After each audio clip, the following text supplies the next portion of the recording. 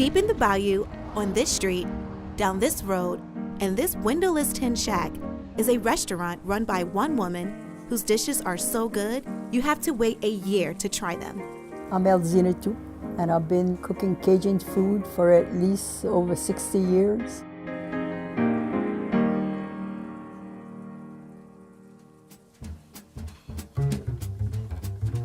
Welcome to Alzina's, a Cajun restaurant with no staff and no menu, just Chef Alzina and her kitchen, and it's housed in one of the most unassuming places, a former welding shop that was once owned by her son.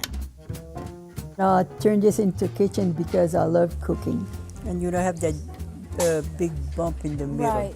My son was in the process of moving to a bigger place, so instead of closing it, he asked me if I wanted to convert this, so I converted it into a kitchen.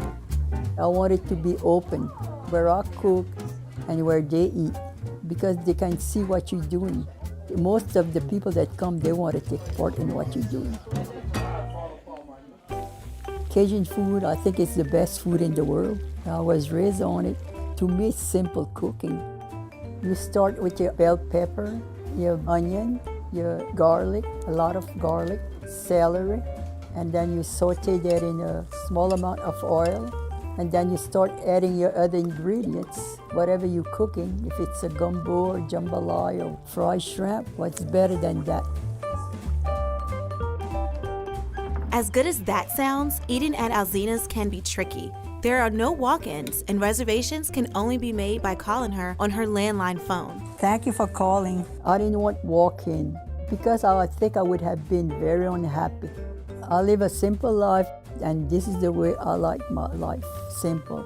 No computer, just a simple telephone. I'm booked up until next year. I'm always booked up in a year advance, and I like it better that way. Over those 40 years, Alzina's has been pretty successful garnering the attention of magazines, politicians, and celebrity chefs. People from all over the world have flocked to Alzina's kitchen for her authentic Cajun food. But for Alzina, the experience is all about making people feel at home, like a family. When people come, it's a tin building, so they say where we're at, and you don't realize that it's here. But when they step in the kitchen, it's a different world. I really think they're happy. I feel the peace in the kitchen, and then they mingle, family that haven't seen each other for maybe a year, 2, 3 years. It brings happiness to them, and it brings happiness to me.